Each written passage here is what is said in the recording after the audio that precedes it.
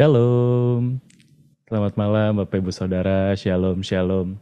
Senang sekali rasanya malam hari ini kita boleh berjumpa lagi dalam acara Walk the Talk. Di penghujung tahun 2022 ini kita masih berkesempatan buat belajar lebih lagi, mendengarkan firman Tuhan lebih lagi, yang semoga bisa kita praktekkan dalam hidup kita sehari-hari. Di kesempatan malam hari ini, udah hadir bersama kita Ibu Ona Tahapari yang akan membawakan materi. Selamat malam Bu Ona, Shalom. Suara saya terdengar Bu Ona? Selamat malam, Shalom. Shalom Bu Ona. Terima kasih Bu Ona buat kesempatannya boleh join bersama kita pada malam hari ini Bu Ona. Terima kasih, pleasure. Terima kasih. Topik kita malam hari ini bersama Bu Ona diberi tema firman yang hidup di masyarakat ya Bu Ona. Menarik sekali nih karena saya sempat baca-baca juga kita mau bahas praktikal untuk gimana kita hidup sebagai orang Kristen di masyarakat ya Bu Dona ya. Ona ya. Iya. Sebelum lama-lama lagi nih Bu Ona, saya persilahkan buat Bu Ona boleh menyampaikan Bu Ona firman Tuhan. Baik, terima kasih. Shalom Bapak Ibu Saudara semua. Jadi sebelum saya berbagi kebenaran firman Tuhan berkaitan dengan topik kita hari ini, saya ajak kita untuk berdoa terlebih dahulu sama-sama Bapak Ibu. Tuhan terima kasih, kami tahu Tuhan ada bersama dengan kami di sini. Itulah sebabnya kami minta tolong sekali lagi Tuhan berbicara buat kami dari firman kebenaran. Roh Kudus bantu kami supaya kami mudah memahami firman Tuhan, supaya biarlah di dalam pemahaman akan kebenaran, kami semua berani memutuskan untuk latihan tiap-tiap hari, taat pada firman Tuhan. Sehingga biarlah dari cara hidup kami yang benar, ada banyak orang dipermudah untuk masuk ke dalam kerajaan Allah.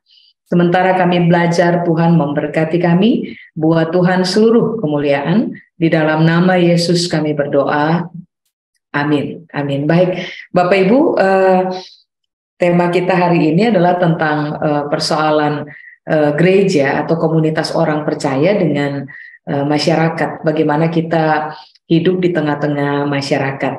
Nah, rupa-rupanya Alkitab telah memberikan gitu sebuah pemikiran demi pemikiran yang mendasar, yang seharusnya kalau itu mengakar kuat dalam kerangka berpikir kita, maka saudara dan saya akan secara natural menjadi pribadi-pribadi yang sangat mudah untuk memberikan kontribusi yang penting atas nama Tuhan di tengah-tengah masyarakat yang di dalamnya Tuhan percayakan kita ada. Jadi mari kita lihat dulu, saya undang saudara untuk buka dengan saya dalam Efesus pasal yang keempat. Efesus pasal yang keempat, ayat 11 dan ayat 12 saya baca sebagai sebuah landasan berpikir yang memang harus terbangun di dalam kita, supaya pada akhirnya kita bisa memahami betul bahwa kita tidak pernah ditempatkan oleh Tuhan secara kebetulan dalam sebuah komunitas orang percaya. Coba saudara bisa lihat dengan saya dalam Efesus pasal yang keempat. Saya akan baca ayat 11 sampai dengan ayat 12. Alkitab bilang, dan ialah yang memberikan baik rasul-rasul maupun nabi-nabi, baik pemberita-pemberita Injil maupun gembala-gembala dan pengajar-pengajar, untuk memperlengkapi orang-orang kudus, satu, bagi pekerjaan pelayanan, dua, bagi pembangunan tubuh Kristus. Nah, tentunya saudara tahu bahwa sebelum Yesus naik ke sorga, dia memberikan, Alkitab bilang gini, ada karunia yang hari ini kalau dalam kehidupan bergereja, karunia yang dimaksud itu biasanya disebut dengan istilah karunia 5 jawatan. Nah, apakah karunia 5 jawatan? Karunia 5 jawatan yang sebenarnya kita baru saja baca, itu tertulis pada ayat yang ke-11. Ada karunia kerasulan, ada karunia kenabian, kemudian karunia pengajaran, penggembalaan, dan penginjilan. Nah, 5 karunia ini disebut sebagai karunia jawatan yang fungsinya jelas. Pasti ada di tengah-tengah komunitas orang percaya. Memang adalah merupakan tanggung jawab kita bersama untuk menemukan menemukan orang-orang yang memang tajam pada jawatannya masing-masing. Kenapa ini sangat penting? Sebab Alkitab di ayat 12 bilang, Karunia 5 jawatan sangat penting supaya pada akhirnya komunitas orang percaya atau Alkitab bilang orang-orang kudus di ayat 12 ada pada posisi diperlengkapi. Nah, kenapa orang-orang kudus perlu diperlengkapi, Bapak Ibu? Sebab di ayat 11 Alkitab bilang begini, ada yang disebut dengan pekerjaan pelayanan.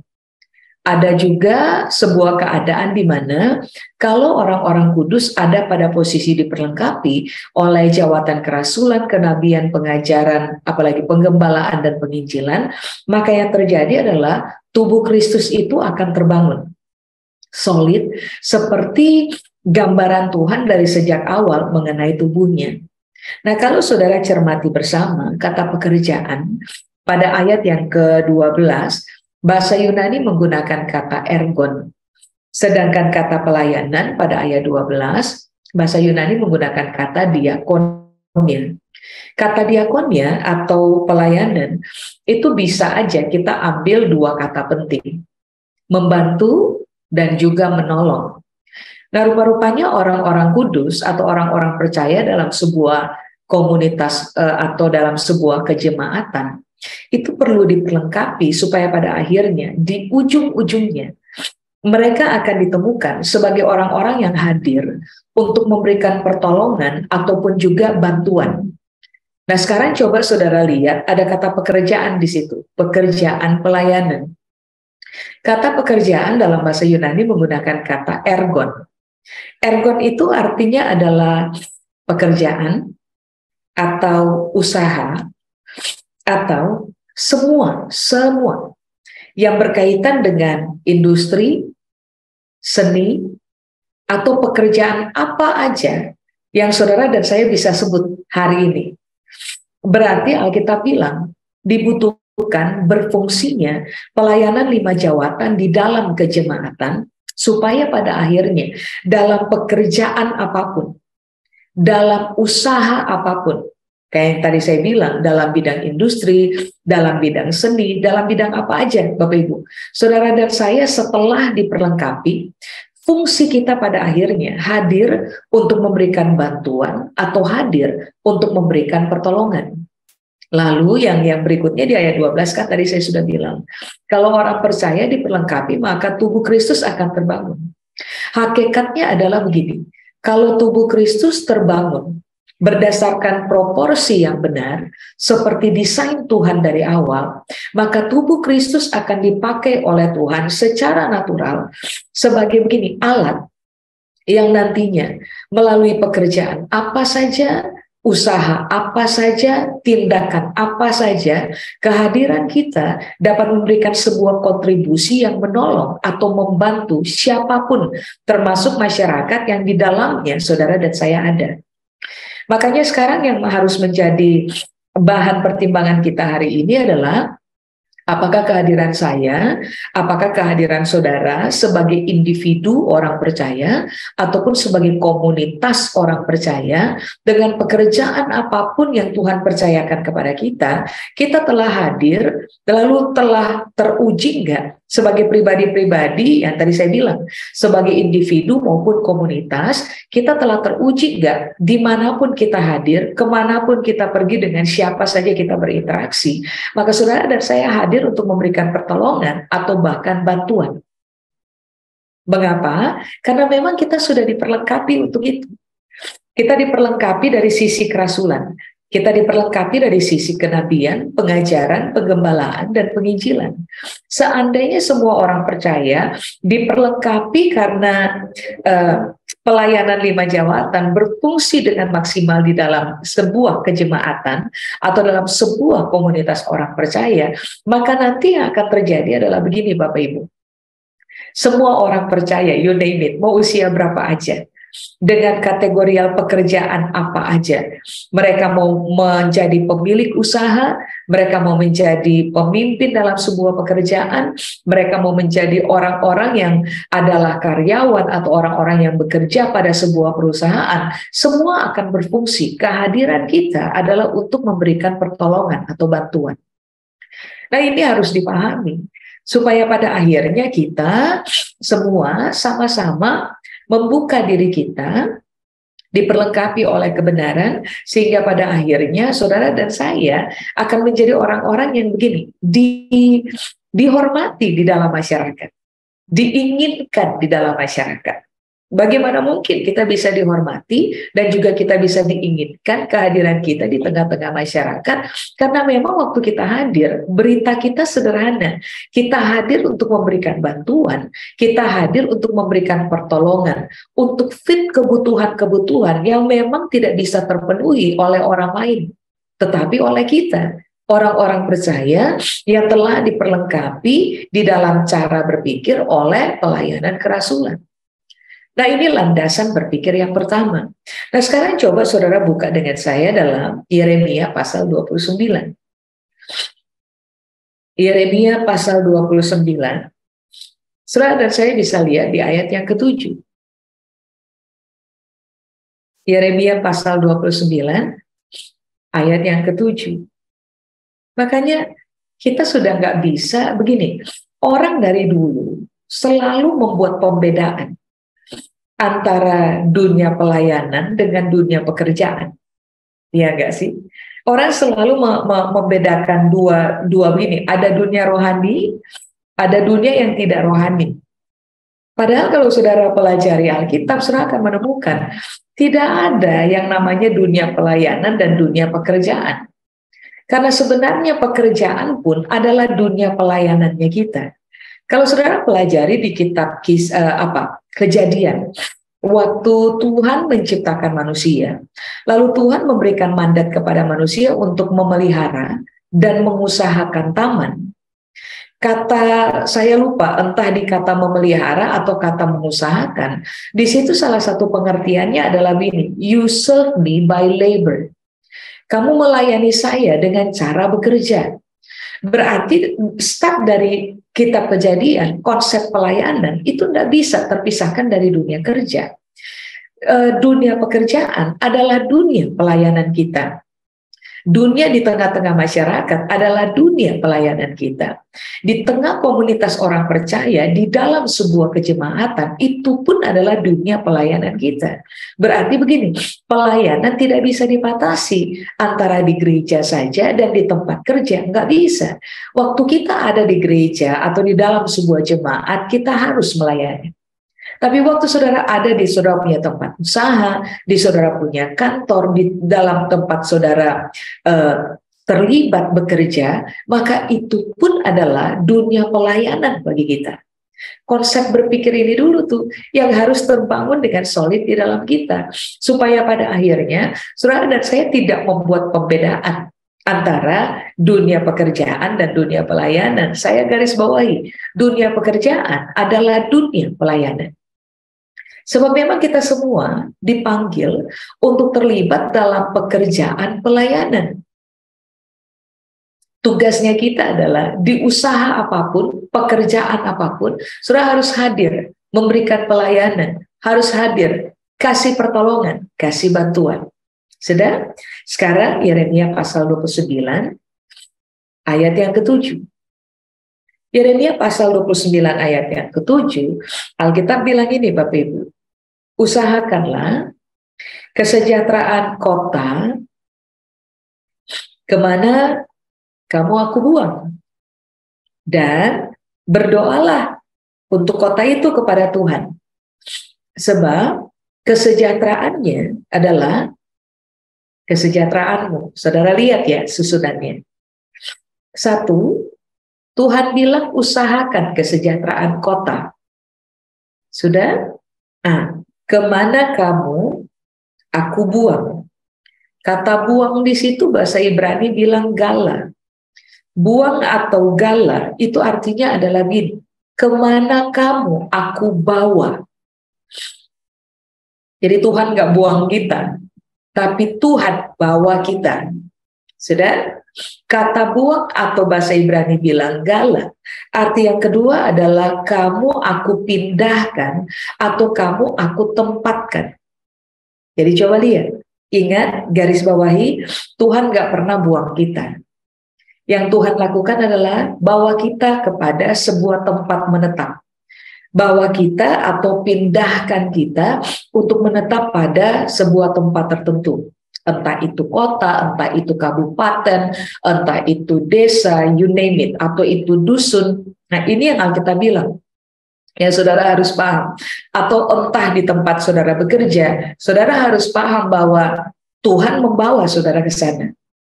Tuhan menempatkan saudara di sana dan saya. Tuhan juga begini, memindahkan kita ke sana. Sudah, ini pemahaman penting. Supaya jangan orang berpikir bahwa Tuhan buang mereka. Tidak, Tuhan bawa, tempatkan kita, pindahkan kita. Untuk satu kepentingan, untuk dua kepentingan. Berdasarkan ayat 7, Yeremia pasal 29. Nah, kepentingan yang pertama, Alkitab bilang, usahakan kesejahteraan kota. Tempat menetap hari ini kan bukan cuma kota, tapi kabupaten bisa, yang tadi saya bilang, desa bisa, dusun bisa. Selama Tuhan tempatkan saudara di situ, rupa-rupanya Alkitab bilang, saudara dan saya perlu mengusahakan kesejahteraan di dalam tempat itu. Baru kemudian yang kedua, Alkitab bilang gini, berdoalah untuk kota itu. Nah, begini, masalah dari kebanyakan orang percaya, maunya main aman. Berdoanya diutamakan. Mengusahakan kesejahteraan bukan pilihan utama. Padahal Alkitab mengajarkan, mengusahakan kesejahteraan itu harus yang utama. Lalu kemudian yang berikutnya adalah berdoa. Coba, saudara lihat aja. Orang percaya lebih banyak ditemukan aktif berdoanya. Tetapi tidak banyak orang percaya ditemukan aktif mengusahakan kesejahteraan.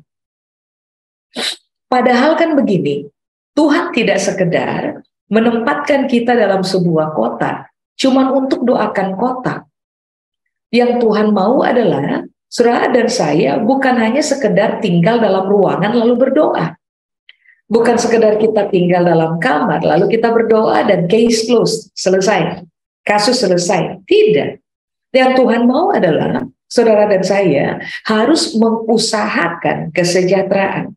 Begini, kata usahakanlah. Kalau dalam bahasa Ibrani itu menggunakan kata daras, D-A-R-A-S, daras. Usahakanlah itu sama dengan begini, cari dan kejar. Artinya kan begini, komunitas orang percaya, atau yang tadi kitab Efesus bilang, orang-orang kudus, disuruh sama Tuhan, cari tahu apa yang bisa bikin kota itu menjadi sejahtera. Cari tahu. Jangan cuma berdoa di dalam kamar, atau dalam sebuah ruangan, atau dalam sebuah gedung. Gak bisa. Karena ini yang Alkitab bilang. Saudara dan saya harus cari tahu apa yang bisa bikin kota itu sejahtera. Atau let's say kita bikin lebih kecil skupnya. Cari tahu apa yang bisa membuat tempat di mana kita bekerja itu bisa mengalami sejahtera. Atau kalau saudara ditempatkan di kabupaten misalnya, desa misalnya, satu waktu nanti, atau dusun misalnya. Nah, ini yang harus kita pertimbangkan. Cari tahu apa yang bisa bikin tempat ini menjadi sejahtera. Sudah? Lalu begini, kata daras itu sama dengan cari dan kejar. Berarti kalau nggak ketemu jawaban, kejar jawabannya. Cari tahu. Pergi ke perpustakaan kota, pergi kepada tempat-tempat yang bisa memberikan kepada saudara informasi, kepada badan statistik yang bisa memberikan kepada saudara dan saya informasi, sehingga pada akhirnya kita bisa tahu bahwa ada hal-hal tertentu dalam kota ini yang tidak sejahtera. Makanya Alkitab bilang, usahakanlah, cari dan kejar. Jangan tunggu pewahyuan dari langit. Maksud saya begini, orang percaya berharap bahwa cuman dengan berdoa nanti Tuhan kasih tahu bagaimana apa saja dalam kota ini yang tidak sejahtera. Nggak bisa, saudara-saudara. Tuhan jelas akan kasih hikmat buat kita. Tetapi bagian saudara dan saya adalah keluarlah, cari informasi, kejar data, supaya kita tahu secara real masalah dalam kota apa. Sehingga waktu saudara dan saya datang untuk berdoa kepada Tuhan, kita berdoanya spesifik. Karena kita tahu ada masalah ketidaksejahteraan pada bidang tertentu yang ada dalam kota, atau mari kita bilang supaya lebih enak dipahami, di dalam masyarakat tempat di mana kita tinggal. Gitu, cari tahu, kejar. Jangan cuma tunggu wahyu. Ini kenapa saya bilang ini Bapak Ibu? Karena bertahun-tahun gereja bermain terbanyak cuman di hal berdoa saja. Bahasa saya Bapak Ibu, main aman, tidak keluar, cari informasi, mendaratlah dulu di bumi, kaki menapak lantai, datang ke BPS, Badan Pusat Statistik, datang ke balai kota, datang ke perpustakaan kota, datang kepada tua-tua kota, cari informasi apa yang bikin kota ini nggak sejahtera, supaya kalau kita berdoa, doanya juga spesifik. Waktu kita mengusahakan kesejahteraan, upaya kita pun menjadi spesifik, sehingga pada akhirnya masyarakat akan mendapatkan dampak dari apa yang kita kerjakan. Nah, ini yang kita bilang. Lalu kata usahakanlah atau kata daras, arti yang berikut adalah begini, pertanyakan. Yang dari tadi saya bilang.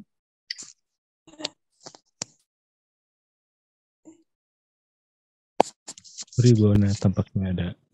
Saudara dan saya sejahtera, orang di dekat kita sejahtera, rumah kita sejahtera, tapi tetangga kita nggak sejahtera. Pertanyakan, di sekeliling saya, di tempat saya bekerja, di tengah-tengah RT, RW yang saya tinggal di dalamnya, ada nggak keluarga yang nggak sejahtera? Apa yang bikin mereka nggak sejahtera? Alkitab bilang, usahakan, artinya pertanyakan. Jangan diam. Buka mata, buka telinga. Cari info. Bukan untuk bicarakan orang punya susah, tetapi supaya saudara dan saya terlibat dalam upaya mensejahterakan. Sebab tadi saya sudah bilang kepada Bapak Ibu Saudara bahwa kita ini seharusnya menjadi orang-orang kudus yang diperlengkapi begitu rupa oleh pelayanan 5 jawatan di dalam keberfungsiannya pada jemaat, supaya pada akhirnya waktu kita hadir di kota, di tengah-tengah masyarakat, dalam sebuah komunitas, saudara dan saya bisa memberikan pertolongan atau bantuan yang nantinya akan memberikan sejahtera kepada siapa aja yang merupakan daerah atau komunitas bidiknya kita. Sudah? Lalu sekarang mari kita lihat kata kesejahteraan. Ini menarik. Orang seringkali hanya mengkaitkan kata sejahtera dengan begini. Kata sejahtera dalam bahasa Ibrani menggunakan kata shalom. Orang seringkali hanya mengkaitkan kata shalom atau kesejahteraan dengan damai sejahtera aja, Bapak Ibu. Tapi mari saya share kepada saudara. Kata shalom, batasannya bukan cuma berhenti pada kata damai sejahtera. Sebab kata shalom itu artinya jauh lebih hebat, jauh lebih lengkap daripada sekedar berarti damai sejahtera. Ulang. Pengertian yang pertama dari kata kesejahteraan atau shalom adalah satu, damai sejahtera. Tetapi ada pengertian yang lain yang kalau kita pelajari sungguh-sungguh, kata shalom itu menarik sekali, memberikan kelengkapan kepada saudara dan saya. Makanya waktu menulis surat ini, Yeremia menggunakan kata shalom. So memang ada kepentingan yang harus dipahami oleh orang-orang kudus atau orang-orang percaya. Ulang, pengertian yang pertama dari kata kesejahteraan atau shalom adalah damai sejahtera. Tapi tahukah saudara bahwa pengertian yang kedua dari kata kesejahteraan atau shalom dalam bahasa Ibrani adalah begini? Kesejahteraan dalam bidang kesehatan,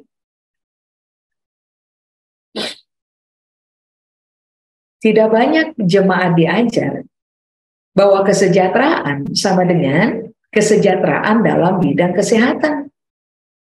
Kalau saudara tanya, sebagai komunitas orang percaya atau sebagai individu orang percaya, kontribusi macam apa yang jemaat atau gereja, saudara dan saya, dapat memberikannya kepada masyarakat? Rupa-rupanya kitab Yeremia sudah bilang, upayakan kesejahteraan dalam bidang kesehatan kepada masyarakat. Bapak Ibu, ada banyak persoalan kesehatan hari ini. Misalnya contoh stunting. Anak-anak yang dilihat dari faktor usia, harusnya let's say tingginya misalnya udah 1 meter. Tapi tingginya nggak sampai 1 meter. Nah itu ada masalah. Nah kalau daerah sekeliling kita, anak-anaknya rata-rata, makanya tadi saya bilang, saudara harus berani turun ke Badan Pusat Statistik. Saudara harus berani turun ke RT, ke RW, cari informasi. Masalah di tengah komunitas apa yang berkaitan dengan kesehatan. Demam berdarah misalnya.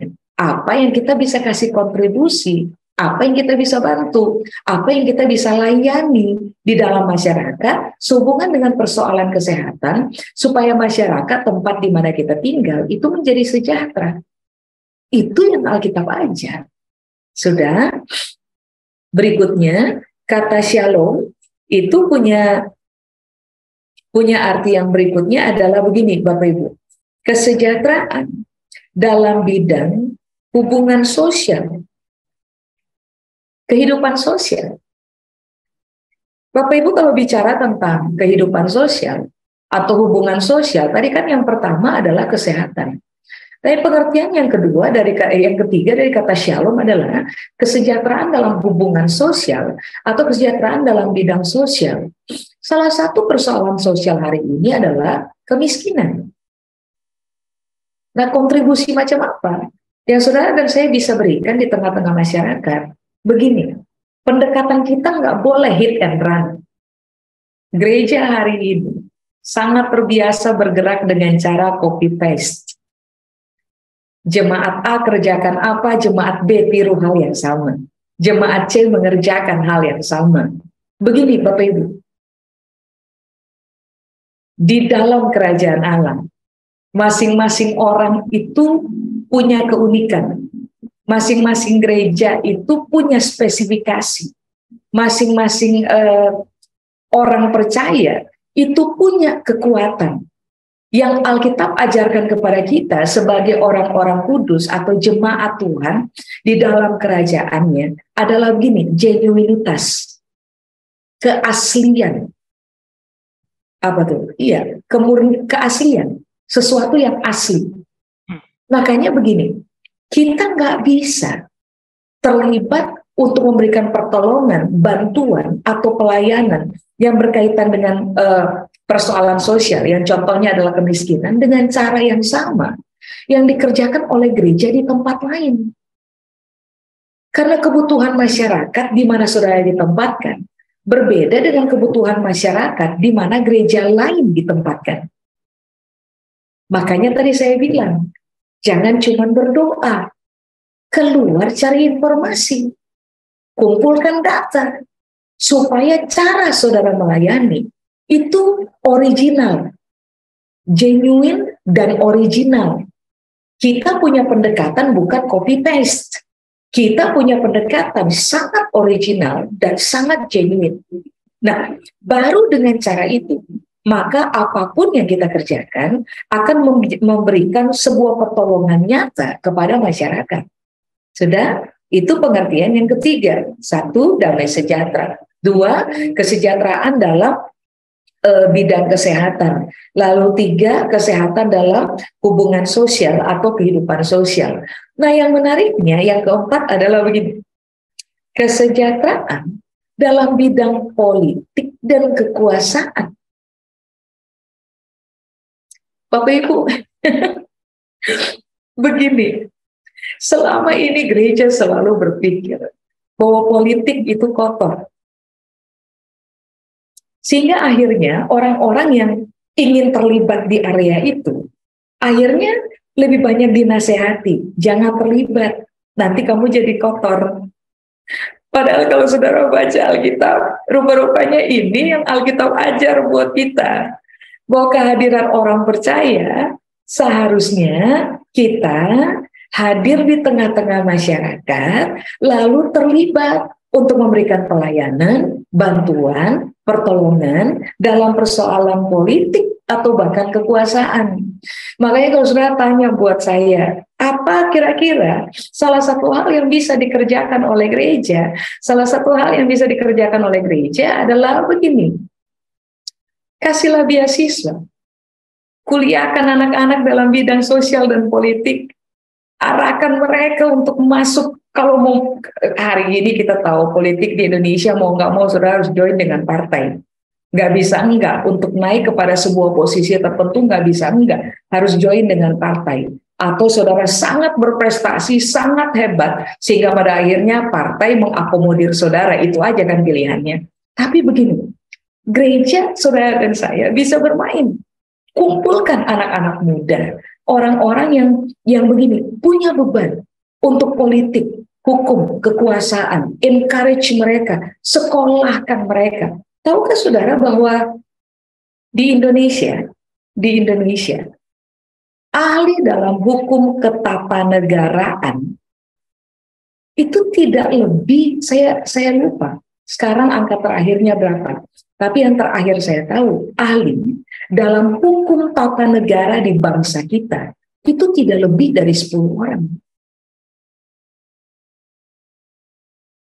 Bayangkan, dari ratusan juta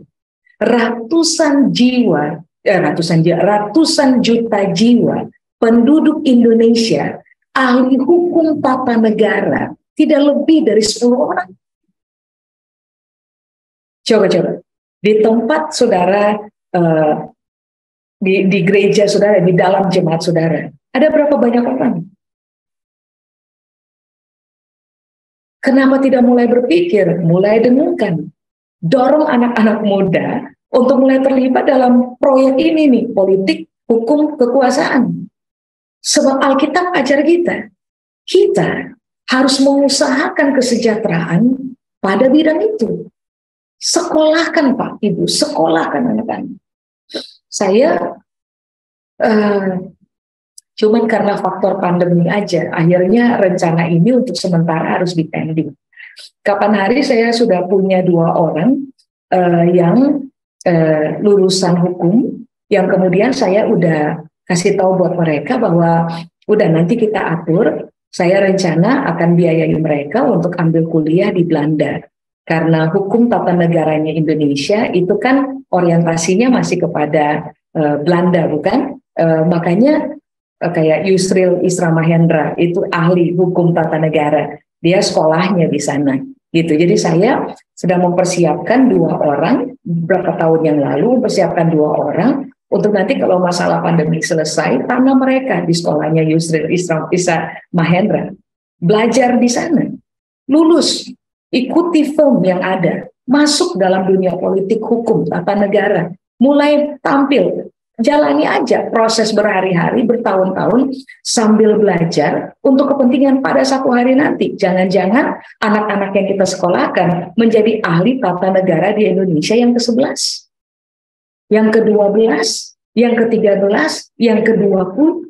Itu yang Alkitab bilang. Kamu harus mengusahakan kesejahteraan dalam bidang politik, hukum, kekuasaan.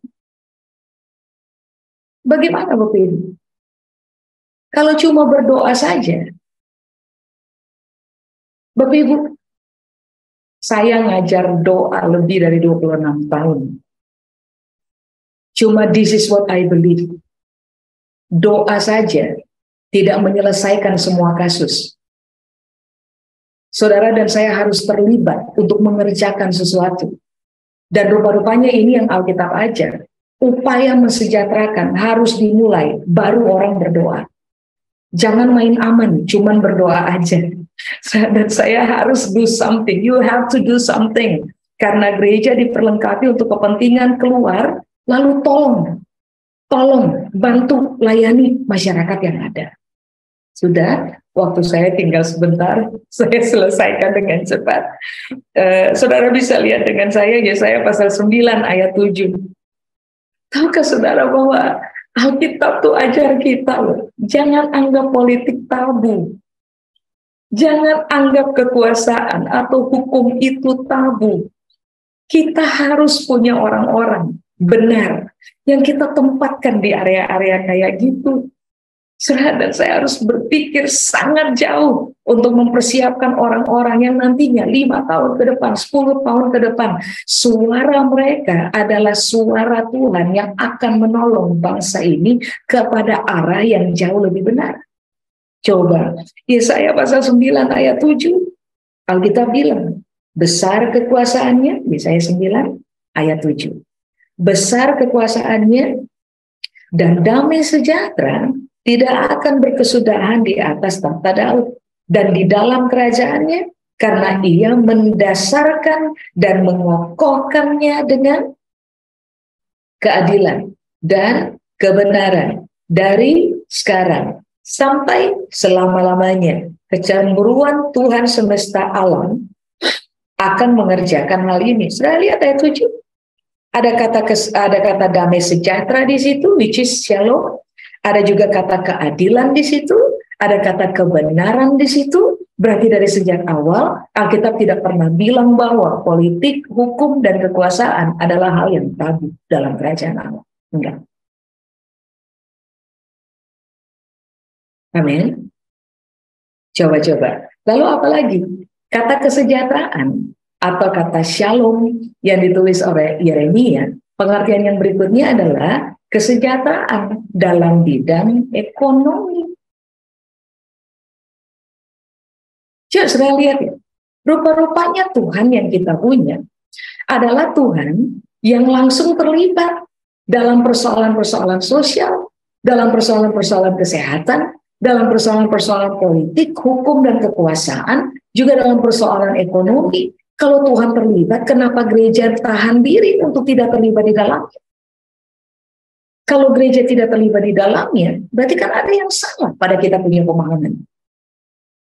Makanya tadi saya bilang, fungsi dari pelayanan 5 jabatan adalah untuk memperlengkapi orang percaya. Supaya orang percaya itu bukan sekedar ngumpul di dalam, terfokus kepada pembangunan tubuh Kristus aja, tapi orang percaya juga keluar untuk pada akhirnya terlibat dalam pekerjaan pelayanan, terlibat dalam pekerjaan pelayanan yang berinteraksi solid dengan bangsa, masyarakat, komunitas yang Tuhan sedang percayakan kita ada di dalamnya.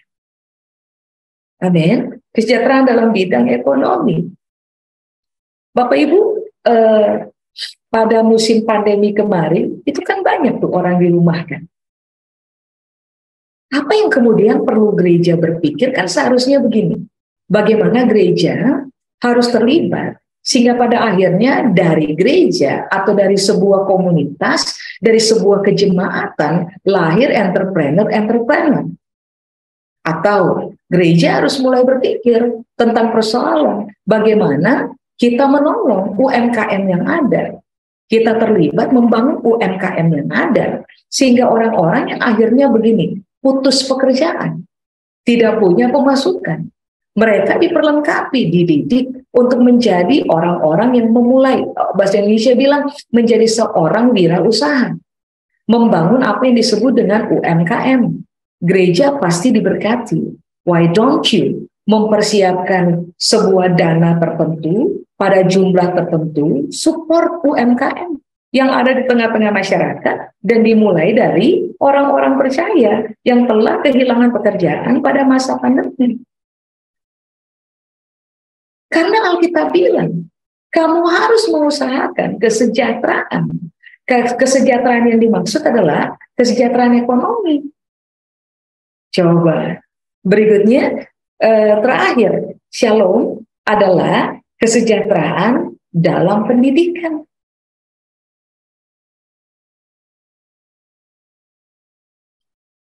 Coba, Pendidikan di Indonesia hari ini baru-baru saja beberapa waktu kemarin Menteri Pendidikan declare tentang kurikulum merdeka. Cuman kan persoalannya sekarang begini, orang-orang yang di bawah yang belum merdeka, cara berpikirnya yang belum merdeka. Bagaimana gereja harus tampil untuk menyuarakan maksud yang sama? Bagaimana gereja menolong orang tua untuk memahami kurikulum merdeka, bagaimana gereja memperlengkapi guru-guru untuk menjadi sangat efektif dalam pelaksanaan kurikulum merdeka, bagaimana gereja menolong sehingga anak-anak sekolah minggu, pelajar-pelajar yang ada, mereka betul-betul terbantu dengan hadirnya apa yang dikelola oleh pemerintah, yang kemudian bisa digulirkan di tengah-tengah masyarakat, yang disebut dengan kurikulum merdeka. Bahkan kita harus paham, Bapak Ibu. Kita harus terlibat. Soal kita bilang untuk kepentingan itu kita ada. Nah, setelah itu tuh baru Alkitab bilang berdoalah. Menjelaskan kata berdoa, saya punya waktu tinggal 2 menit. Berdoalah. Berdoalah bahasa Ibrani bilang palal. Berdoalah di situ tuh artinya begini, membuat penilaian. Lalu mendoakannya dan memohonkannya kepada Tuhan. Jadi ini sebenarnya yang Alkitab ajar. Kamu cari tahu dulu yang bikin kota nggak sejahtera di mana. Lalu kamu mulai diskusi. Kira-kira pada bidang apa kita bisa terlibat. Waktu kamu sudah mulai terlibat, lalu ini yang Alkitab bilang, buat penilaian. Keterlibatan kamu sampai sejauh apa? Sampai sejauh ini berhasil atau tidak? Kendalanya apa? Nah, ketidakberhasilan, kendala-kendala yang ada, ini yang Alkitab bilang. Setelah kamu bikin penilaian, baru kamu berdoa dan kamu bersyafaat. Minta Tuhan pertolongan, supaya waktu kita mulai terlibat dalam masyarakat, kita menghadapi kendala, kita berdoa dan kita bersyafaat, supaya kendalanya Tuhan bantu diselesaikan. Sehingga waktu kita berkontribusi kepada masyarakat, masyarakat bisa menerima hasil maksimal dari kontribusi macam apapun yang saudara dan saya terlibat di dalamnya. Amin. Kalimat ayat terakhir, saya baca aja. Saudara pasti udah tahu, waktu saya sudah selesai. Udah 20-30, tapi saya minta 1 menit, boleh Pak? Boleh, Bu Ana. Pak Raymond, kalau saya nggak salah ya. Betul, Bu. Oke. Pak Raymond, saya 1 menit saja saya baca aja. Matius pasal 5 ayat 13-16. Kamu adalah garam dunia. Jika garam itu menjadi tawar, dengan apakah ia diasinkan? Tidak ada lagi gunanya selain dibuang dan diinjak orang. Kamu adalah terang dunia. Kota yang terletak di atas gunung tidak mungkin tersembunyi. Lagi pula, orang tidak menyalakan pelita lalu meletakkannya di bawah gantang, melainkan di atas kaki dian, sehingga menerangi semua orang di dalam rumah itu. Demikianlah, hendaknya terangmu bercahaya di depan orang, supaya mereka melihat, garis bawahi, perbuatanmu yang baik. Ujung-ujungnya siapa yang dipermuliakan? Bapakmu yang di sorga yang akan dipermuliakan.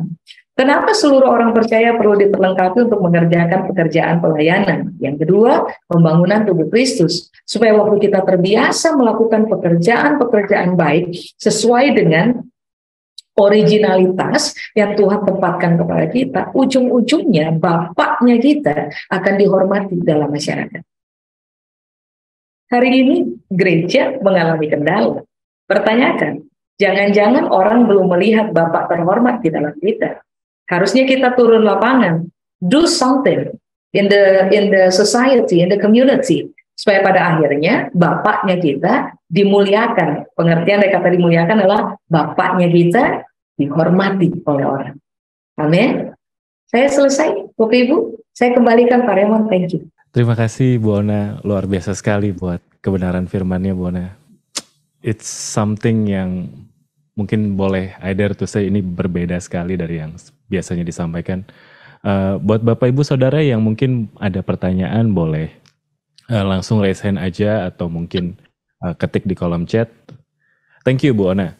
Dan sebelumnya mungkin saya rasa saya perlu sampaikan ini. Bu Ona ini beliau adalah pendiri yayasan dari Belang Anak Negeri ya Bu Ona ya? Iya.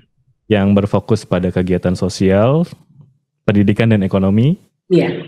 Mostly untuk pembangunan sekolah, contohnya seperti fasilitas air bersih dan lain-lainnya. Iya. Luar biasa sekali Ibu Ona, sangat memberkati. Thank you. Mungkin kalau saya boleh nih Bu Ona, saya mau sedikit bertanya ya Bu Ona ya. Yes.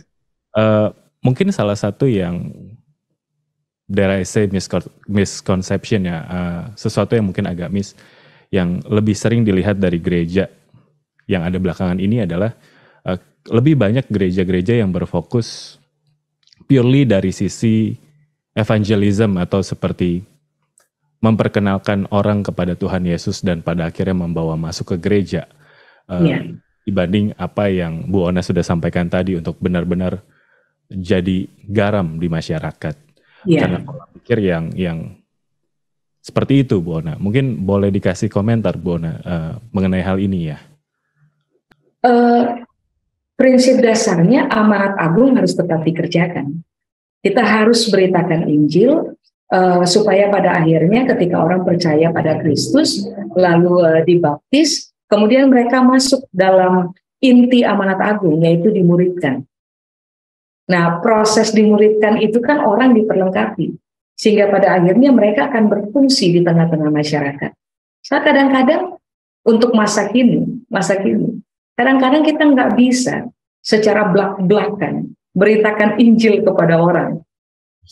Sometimes kita nggak perlu cerita Yesus, tapi ketika orang melihat kita punya pendekatan kepada mereka, cara kita memperlakukan mereka, itu apa ya? Original, murni.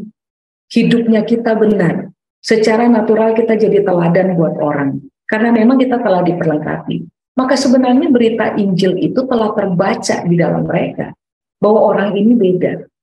Nah, waktu mereka mulai membuka diri dan mendekat, nah pada momen itu kan, baru kita bisa mendapatkan kesempatan untuk menjelaskan tentang Kristus. Tetapi ingat bahwa Alkitab tidak hanya mengajarkan kita untuk memberitakan Injil lalu memuridkan orang juga. Karena begini, kita ada di tengah-tengah masyarakat. Kaki kita masih injak bumi. Jadi kita wajib, Alkitab bilang, memberikan kontribusi kepada masyarakat. Kayak contoh, sekali waktu Yesus bilang, kamu wajib bayar pajak. Pajak pun itu Yesus aja. Gitu. Artinya begini, dalam dunia real, kamu harus menjadi teladan. Nah, karena kuasa keteladanan, maka berita kita akan susah untuk ditolak orang. Karena akhirnya orang menemukan antara kita punya berita dengan kita punya cara hidup, itu berbanding sama. Makanya peluang-peluang itu sebenarnya begini, kita terlibat dalam ekonomi, peluang untuk Injil masuk itu terbuka di situ. Kita terlibat dalam pendidikan, hukum, politik, kesehatan sosial, kesehatan dan juga kehidupan sosial. Itu sebenarnya adalah sebuah kendaraan aja yang nantinya melalui pekerjaan-pekerjaan kita, amanat agung tetap terlaksana di situ. Begitu kira-kira, Pak. Ada pertanyaan yang menarik nih mungkin Bu Ona, karena banyak di antara kita juga dari anak-anak muda ya Bu Ona ya. Pertanyaannya kurang lebih seperti ini, kalau misalkan dari anak muda ada ketertarikan untuk masuk ke bidang-bidang seperti yang tadi Bu Ona sampaikan, seperti ke politik atau mungkin ke arah hukum, tapi dari sisi orang tuanya sendiri pandangannya masih agak berbeda lah, mereka mau cari yang aman-aman aja. Approach-nya bagaimana ya Bu Ona ya? Maksudnya sebagai seorang anak dan ke depan. Kayak saya dulu.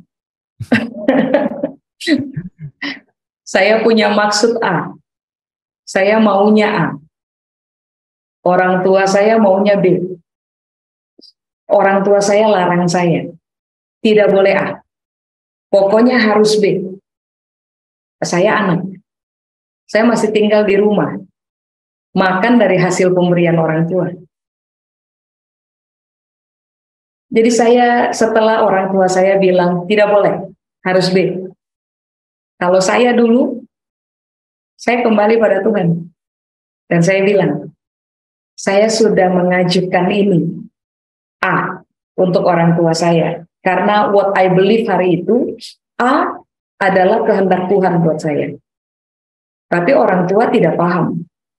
Jadi saya kembali pada Tuhan dan saya bilang, saya sudah komunikasikan yang Tuhan kasih tahu untuk saya buat orang tua saya. Orang tua saya tolak. Jadi ya udah, urusan orang tua saya, Tuhan. Karena saya nggak mau lawan orang tua saya.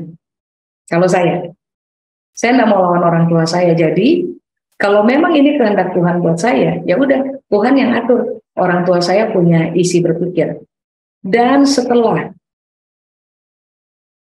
kira-kira 1 tahun, karena waktu itu saya belum lulus, tapi di usia 17 tahun itu saya sudah maju untuk kasih tahu. Karena saya udah meyakini ada Tuhan punya panggilan buat saya di bidang A. Jadi ya sudah, saya ngomong sama orang tua saya. Mendekati saya punya kelulusan, kira-kira almost 1 tahun, saya dipanggil oleh orang tua saya. Kalau orang tua saya tanya ini untuk saya, kamu udah yakin dengan itu pilihan? Saya bilang iya, saya yakin. Lalu hari itu orang tua saya cuma bilang ini, ya sudah, kalau gitu kami dukung. Udah, as simple as that. Kalau dulu saya begitu. Tapi kalau misalnya begini, orang tua tetap nggak berubah hati. Kalau kata saya, mumpung masih muda, ikuti aja dulu. Ambil S1-nya. Nah S2-nya atau S3-nya, ambil bidang yang kita mau. Atau ikuti aja dulu orang tua. Kalau kata saya, jangan dilawan orang tua. Kalau boleh, duduk komunikasi. Upayakan terus-menerus komunikasi. Tapi sampai pada titik terbaik, titik mentoknya kita, orang tua tetap nggak mau. Ya udah, ikuti aja. Toh kita nggak rugi karena kita punya ilmu yang berbeda, penambahan ilmu. Kalau saya secara pribadi berpikir bahwa semakin kita belajar, semakin kita cerdas. Berarti kalau toh kita harus belajar pada sebuah bidang tertentu, ya udah pelajari aja. Siapa tahu satu waktu nanti ilmu yang kita nggak inginkan itu akan berfungsi untuk tolong orang lain. We never know. Jadi mainkan aja udah. Tapi S2, S3, atau S lilin yang lain, kita bisa ambil. Atau kalau mau ambil S1 2 jurusan. Kenapa enggak? Kenapa kita harus begini? Menjadi pemberontak terhadap orang tua, hanya gara-gara papa dan mama nggak paham saya, ribut lagi. Ribut, nggak asik gitu. Hidup yang ribut dengan orang tua nggak asik. Kira-kira begitu dari saya, Pak. Menarik. Karena betul sekali, saya juga merasa, karena saya sekarang sudah jadi orang tua, Bu Ana. Karena pandangannya seperti itu saat anak, jadi ya saya ngerti lah, pasti ada pola pikir ya. Iya. Oke. Lanjut ke pertanyaan selanjutnya, Bu Ana. Ini menurut saya agak menarik nih yang Bu Ana tadi sampaikan, terutama mengenai yang politik dan hukum ya, dan pandangan banyak orang mengenai politik dan hukum yang lahan kotor lah. Kita sama-sama akui mungkin pandangan umum masih seperti itu, dan salah satu concern utama dari orang-orang yang memiliki anak atau mungkin jemaat yang mau berkecimpung di dalamnya, terutama anak-anak yang masih muda karena masih sedikit pengalaman, adalah environment yang tidak baik lah secara umum di dalam dunia politik sendiri gitu, Bu. Nah, gimana caranya kita bisa punya kecerdikan ya, yang karena Bu Ona sendiri nampaknya sudah mulai melihat dan strategis ke arah sana gitu. Kecerdikan untuk tetap berani masuk tapi tidak terinfluence. Karena yang saya mengerti untuk bisa go up the ladder dalam bidang-bidang seperti itu juga tidak mudah ya. Banyak sekali intrik-intrik negatif yang seperti harus dilakukan gitu. Saya punya salah satu teman baik. Dia salah satu pemimpin di salah satu partai. Sekarang ini dia ada pada posisi teman baik, which is beneran teman baik.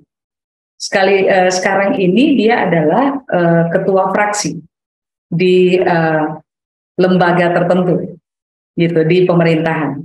Dia ketua fraksi. Dia takut Tuhan, sangat takut Tuhan. Sebelum dia masuk di dunia politik, kami berdua biasanya duduk dan ngobrol sampai kepada isu politik. Sekali waktu dia tanya, saya punya pandangan, dan Saya kasih tahu pandangan saya. Lalu kemudian saya ada kasih buat dia satu buku tebalnya kira-kira segini lah. Isinya itu tentang ilmu perang. Ditulis oleh itu buku 1000 tahun yang lalu. Saya lupa judulnya, tapi itu buku tentang seni perang dan ilmu politik. Gitu. Itu buku cakep banget, cakep banget. Waktu itu karena dia mulai bertanya-bertanya tentang politik, saya encourage dia untuk masuk. Masuk aja udah. Dia bilang enggak, saya cuma bertanya. Saya enggak interest. Lalu saya bilang, nanti tunggu saya pulang ke Surabaya, kami beda kota, tunggu saya pulang Surabaya, saya punya buku. A very good book, saya bilang. Saya akan kirim dan please kamu baca. Udah, pulang tiba Surabaya, saya kirim itu buku. Dia baca, kan tebelnya begini nih. Jadi butuh waktu untuk membaca. Setelah selesai membaca, pada pertemuan kami berikutnya, dia bilang begini, sepertinya saya mantap untuk masuk. Jadi sudah, akhirnya mulailah berjalan tuh. Sekian tahun terakhir, dia tetap ada pada posisi pimpinan fraksi. Nah, ini yang dia bilang. Orang nggak bisa masuk dunia politik hanya karena ingin. Orang harus masuk dunia politik karena panggilan. Sebab kalau orang hanya masuk dunia politik karena keinginan atau masuk ke wilayah-wilayah hukum dan kekuasaan karena keinginan, pada satu titik kita selesai di situ. Kita akan, bahasanya dia, kita akan melacurkan what we believe. Itu nggak enak banget itu kalimat, kata. Tapi ini kata itu yang paling tepat, yang menurut saya masuk akal. Kita akan melacurkan what we believe. Kalau kita cuma ingin terlibat. Tapi kalau kita tahu ini adalah panggilannya kita, maka keyakinan itu nggak bisa digeser. Nggak bisa digeser. Ada memang begini, ada memang sebuah poin fleksibilitas yang kita harus bermain di dalamnya. Tetapi pada satu poin tertentu, orang harus tahu bahwa ini sikapnya kita. Nah, untuk bisa bertahan pada sikap, ini yang dia cerita ke saya, harus terlibat karena ini panggilan, supaya tahan banting.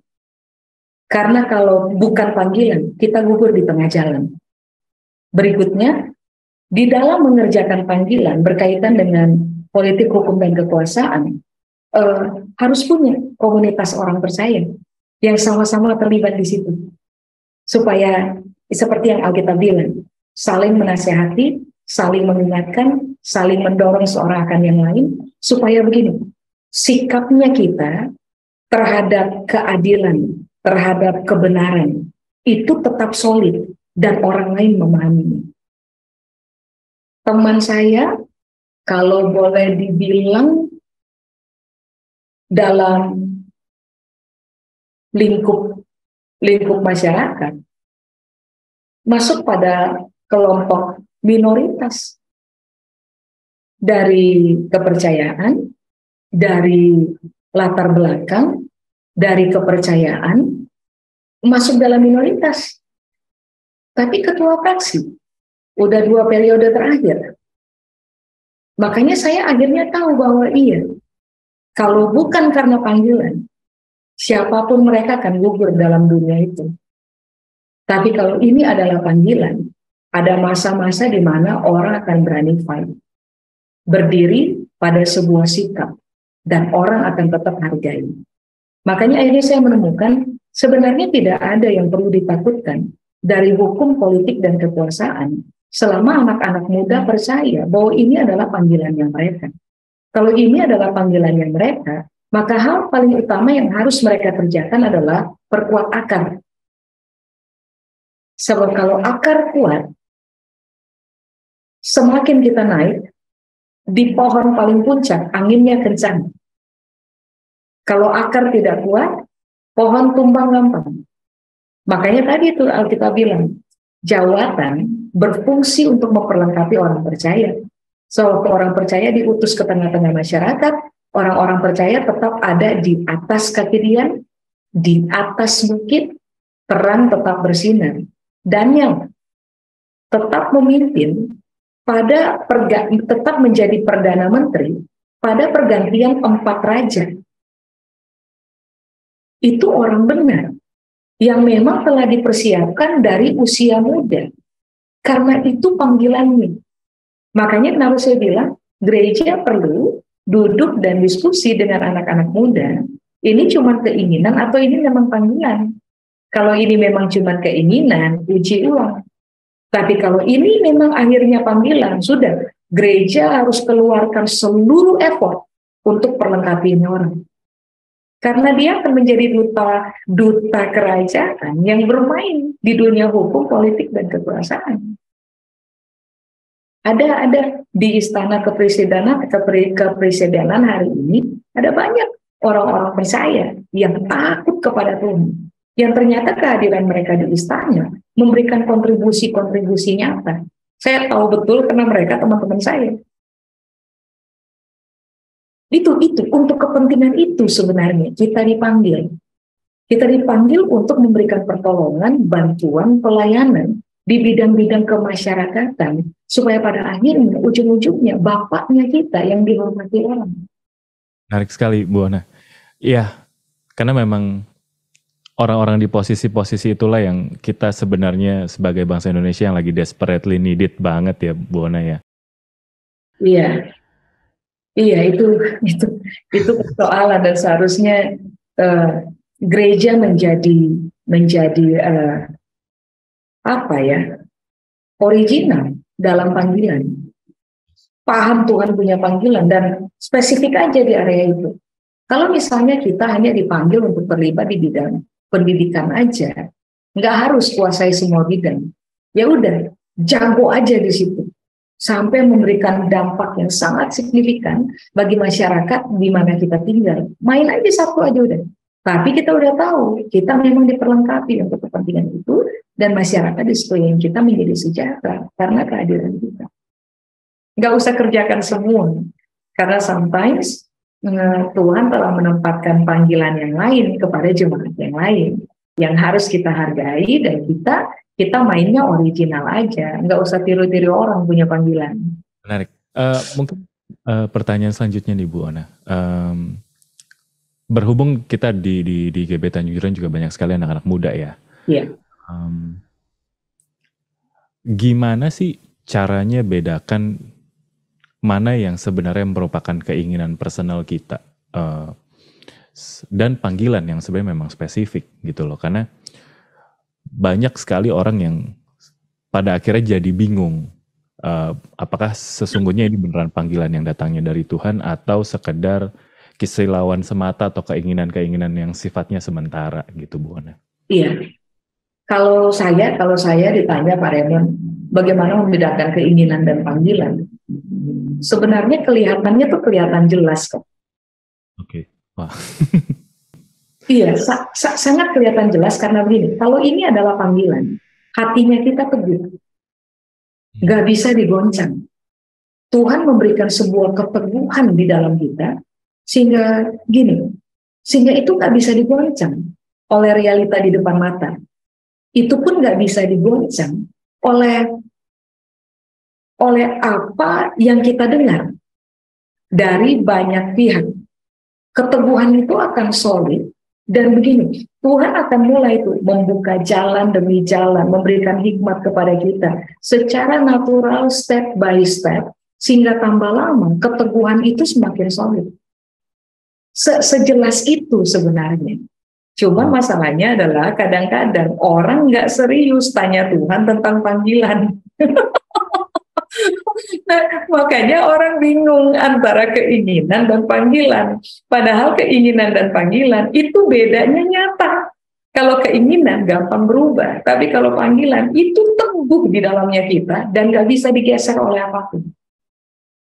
Semakin lama semakin dominan, semakin kuasai kita. Waktu kita duduk, itu yang kuasai pemikiran kita. Waktu kita mau tidur, itu yang drive kita punya pemikiran. Jadi ada passion yang tambah lama, tambah berkobar untuk persoalan itu. Nah, itu pasti panggilan, udah. Sedangkan kalau keinginan kan kadang kalau realitanya nggak menjanjikan, keinginan luntur. Kadang kalau kata-kata tidak mendukung, keinginan mulai luntur. Kadang kalau fasilitas nggak ada, keinginan mulai luntur. Tapi kalau panggilan, mau ada fasilitas atau tidak ada fasilitas, itu nggak ngubah kita. Bicara mengenai keteguhan itu ya, mengenai conviction yang sekuat itu. Iya. Itu kata penting, itu kata tepat, conviction. Yes. Ada sebuah conviction di dalam kita yang orang nggak bisa rampas. Nah, itu panggilan. Oke. Mungkin pertanyaan selanjutnya nih, Bona. Jadi menarik karena untuk orang-orang yang mungkin belum dijawab atau mungkin belum sungguh-sungguh mencari panggilan ya, Bona. Approach apa sih yang sebenarnya pada akhirnya harus dilakukan, karena yang dari Ibu Ona bahas barusan kan, kita sebagai orang percaya, sebagai orang kudus harus lebih banyak membuka mata mengenai masalah-masalah yang ada di kota kita, di masyarakat kita gitu. Apakah let's try to do the right thing mengenai masalah apa aja yang bisa saya bantu selesaikan di masyarakat dan kota kita, terlepas dari itu sungguh conviction, panggilan mengenai hal yang harus saya selesaikan atau tidak gitu loh. Kalau kata saya ya Pak, mulai dengan interest aja. Interestnya apa? Gitu. Sebab kalau kita mengerjakan sesuatu yang bukan interest, nggak akan long lasting kan gitu. Kita akan lebih banyak stres, tertekan, apalagi ketika kita cari jawaban dan nggak ada orang yang mau kasih jawaban gitu. Tapi kalau udah dimulai dengan sebuah interest, maka biasanya kita tuh akan bersemangat untuk mencari sesuatu atau untuk mempelajari sesuatu. Saya barusan aja tadi sore, saya duduk dengan anak-anak di yayasan, saya panggil anak-anak di sana yang usianya masih, tadi itu saya duduk dengan anak-anak 12 tahun dan anak-anak 13 tahun. Saya cerita kepada mereka bahwa di usia yang sekarang, sebenarnya mereka harus, jadi pertanyaan utama yang mereka harus ajukan dalam doanya mereka kepada Tuhan, tadi saya bilang kepada mereka adalah, tanya sama Tuhan. Tuhan punya tujuan apa saya hidup? Di usia belasan tahun, fokus pertanyaan orang haruslah, saya ini hidup untuk tujuan apa Tuhan? Saya lahir untuk tujuan apa? Tuhan harus kasih tahu. Lalu mereka tanya, bagaimana kalau nggak dijawab Tante? Tanya terus. Sebab tidak mungkin Tuhan tidak jawab. Prinsipnya sederhana, saya bilang. Tuhan Yesus sendiri ajar. Siapa minta dia dapat. Siapa cari dia ketemu. Siapa ketok pintu-pintu pasti kebuka. Apalagi kalian mau serius tentang hidup 12 tahun, 13 tahun. Sorry, 12, 13. Ada yang 11. Ada yang 11 tahun. 11, 12, 13. Jadi gini, saya bilang sama mereka, Tuhan Yesus sendiri suruh cari tahu. Jadi cari tahu sampai Tuhan ngomong. Lalu saya bilang, meanwhile, sementara itu, apa yang kalian yakin kalian mau kerjakan, kerjakan saja. Kayak satu anak saya tanya, menurut kamu nanti, saya sebut namanya, menurut A, kira-kira nanti besar mau jadi apa? Dia bilang, desainer game. Lalu saya tanya, itu hobi atau panggilan? Anak ini umur 11 tahun. Itu hobi atau panggilan? Dia bilang, belum bisa jawab Tante. Ya sudah, kalau belum bisa jawab, tanya Tuhan mulai hari ini. Ini panggilan saya atau bukan? Meanwhile, saya bilang, tahu nggak modal dasar yang harus A punya supaya bisa menjadi desainer game? Dia bilang, tahu satu Tante. Saya tanya, apa? Harus belajar coding. Lalu saya bilang, ya sudah. Mulai googling, cari coding pada kategori yang mana yang kamu harus pelajari. Sebagai anak usia 11 tahun yang mau terfokus untuk menjadi game designer game. Sambil kamu tetap harus berdoa dan tanya sama Tuhan, ini panggilan saya enggak? Kalau ini bukan panggilan saya, tapi paling tidak Allah sudah punya ilmu tentang coding, saya bilang. Jadi kerjakan saja sampai Tuhan memberikan ketajaman dan keteguhan untuk kalian, saya bilang tahu bahwa ini panggilan. Lalu ada satu anak lagi usia 12 tahun. Dia bilang, saya tanya mau jadi apa? Dia bilang mau jadi pemain sepak bola. Lalu saya tanya hal yang sama, itu hobi atau panggilan? Nah saya bilang, Messi waktu keren kan Argentina menang kemarin. Maafkan kalau Bapak Ibu yang lain pilih Prancis, tapi saya pilih Argentina dan menang.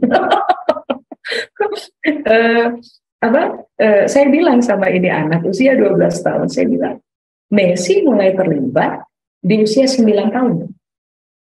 Dia mulai bergabung dengan Barca di usia 11 tahun. Kamu 12 tahun.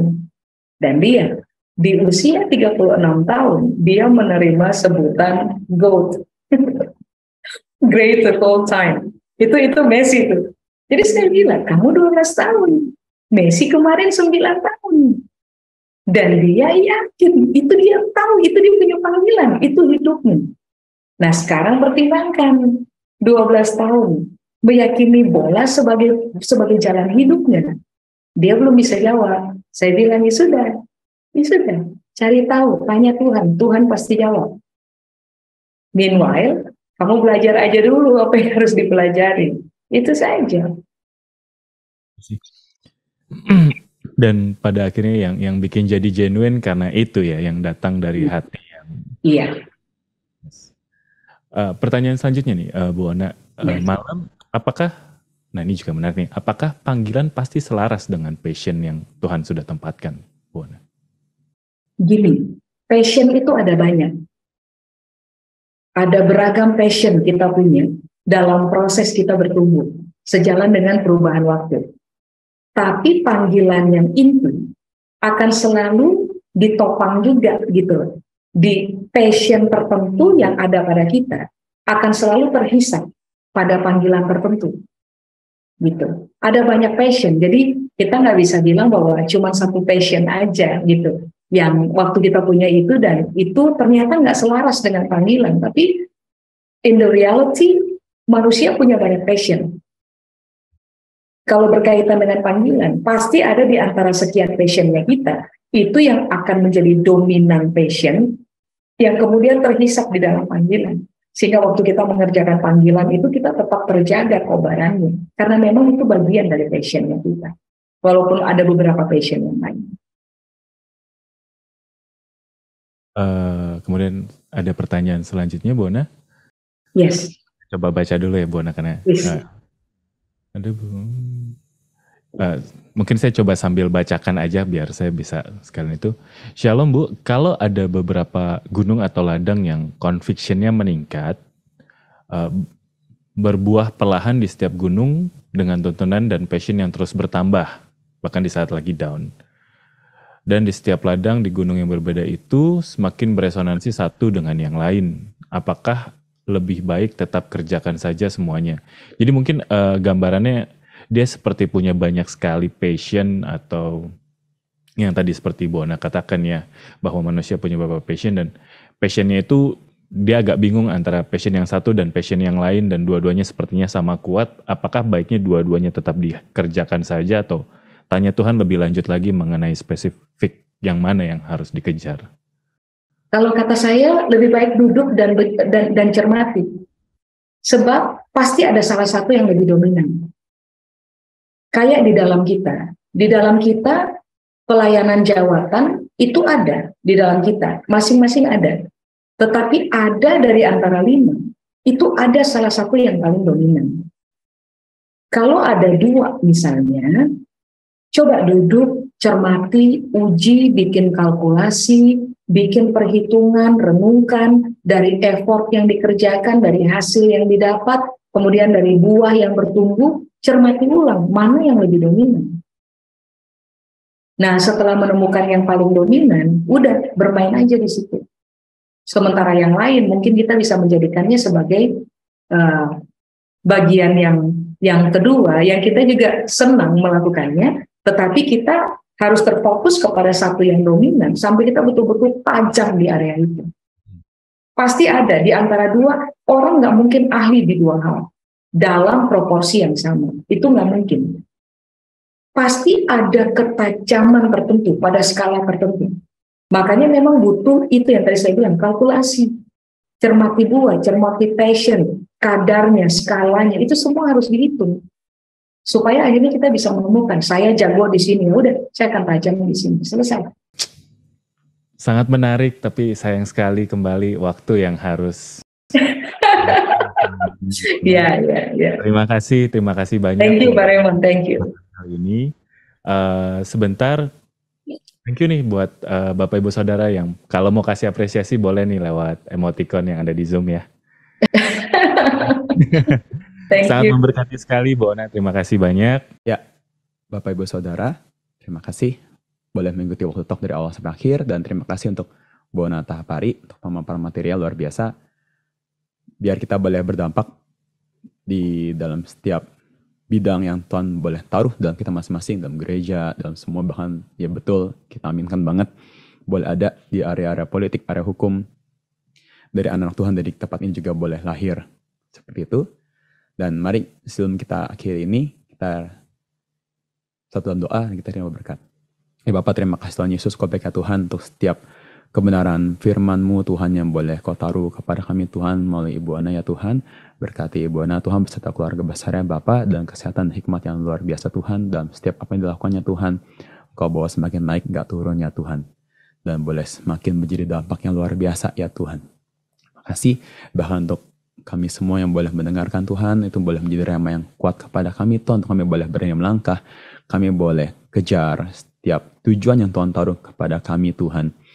Dan itu boleh dari tempat ini boleh lahir jenderal-jenderal Tuhan di akhir zaman ini Bapak. Terima kasih Bapak. Sebelum kami akhiri waktu hari ini, kami rindu terima berkat daripada-Mu. Dalam nama Yesus berharap sama Tuhan, terimalah segala berkat, kasih karunia, damai sejahtera, sukacita yang berlimpah-limpah dari Allah Bapa, Allah Putra, Allah Roh Kudus, dari Tuhan Yesus, dari saat ini sampai Tuhan datang menjemput kita di awan permai dan sampai selama-lamanya. Yang sudah terima berkat Tuhan, sama-sama katakan amin. Terima kasih Bapak Saudara. Kita akan ketemu lagi, berjumpa next year 10 Januari 2023. God bless you semua. Bye-bye.